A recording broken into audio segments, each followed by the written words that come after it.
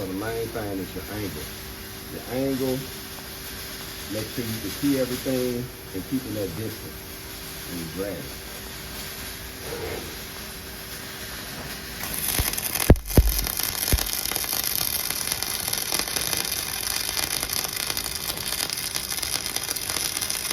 You want to keep that good travel speed. You don't want to go too fast. Make sure you're seeing everything.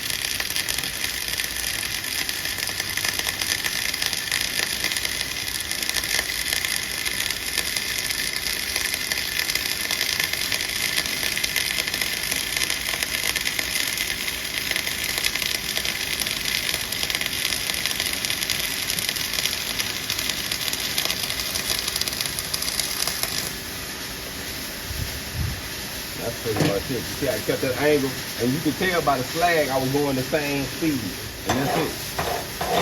And it'll come out like butter every time. So we'll start with the next one.